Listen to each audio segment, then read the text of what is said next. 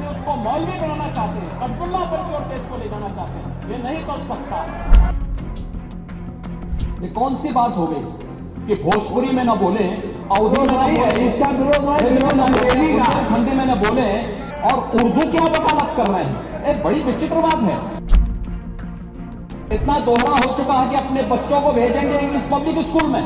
भोजपुरी का विरोध किया, अवधी का विरोध किया, बुंदेलखंडी का विरोध किया, और आप लोग अपने दैनिक जागरण में, दैनिक जीवन में इस प्रकार के आचरण के आदी हो चुके हैं। उत्तर प्रदेश की विभिन्न बोलियों को,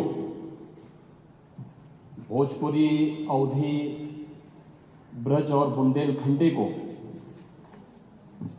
इस सदन में सम्मान मिल रहा है, और हमारी सरकार को इन सब के लिए एक एकेडमी का भी गठन, अलग अलग एकेडमी के गठन की कार्रवाई को भी आगे बढ़ा रही है। ये सभी हिंदी की उपभाषाएं हैं, यानी हिंदी की बेटियां हैं। भाषा की समृद्धि के आधार है,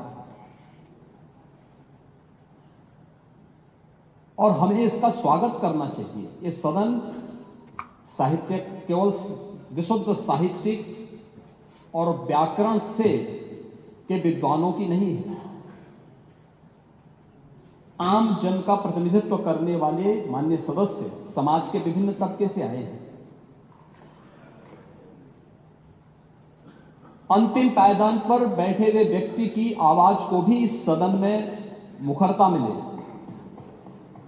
इसके लिए अगर किसी को हिंदी में वह धारा प्रवाह नहीं बोल सकता, तो उसको भोजपुरी में भी अपनी बात को रखने का अधिकार मिलना चाहिए। अवधी में, ब्रज में या बुंदेलखंडी में उसको रखने का अधिकार मिलना चाहिए। ये कौन सी बात हो गई कि भोजपुरी में न बोले, अवधी में न बोले, इसका विरोध खंडी में न बोले और उर्दू क्या वकालत कर रहे हैं। एक बड़ी विचित्र बात है। आप मुझे बताइए, मैं इसीलिए कहता हूं कि आप समाजवादियों का चरित्र ही इतना दोहरा हो चुका है, इतना दोहरा हो चुका है कि अपने बच्चों को भेजेंगे इंग्लिश पब्लिक स्कूल में और दूसरों के बच्चों को बोलेंगे कि एक गांव के उस विद्यालय में पढ़े जहां संसाधन भी नहीं है।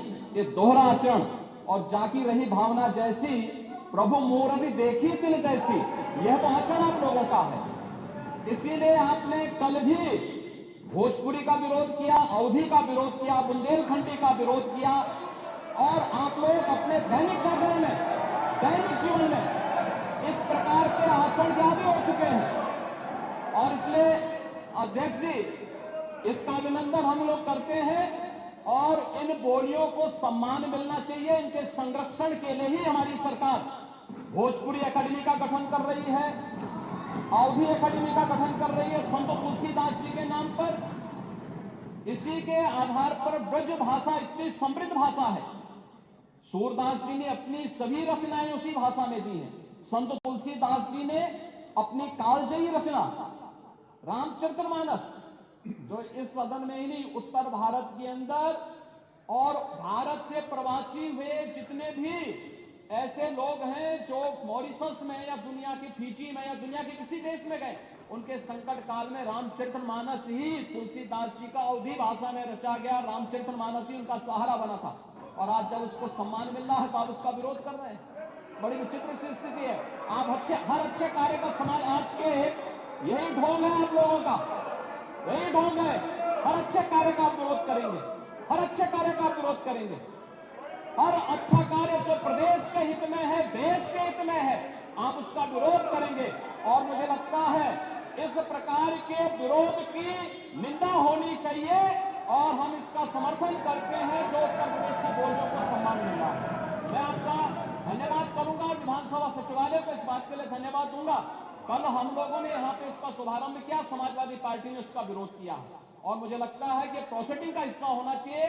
इनको समाज के सामने एक्सपोज करना चाहिए। अपने बच्चों को ये लोग पढ़ाएंगे इंग्लिश स्कूलों में, और दूसरे के बच्चे के लिए अगर वो सुविधा सरकार देना चाहती है, कह देनी उर्दू पढ़ाओ इसको। यानी उसको मौलवी बनाना चाहते हैं, कठपुल्ला पर की ओर देश को ले जाना चाहते हैं। ये नहीं चल सकता। उर्दू भी इस प्रदेश की बोली है।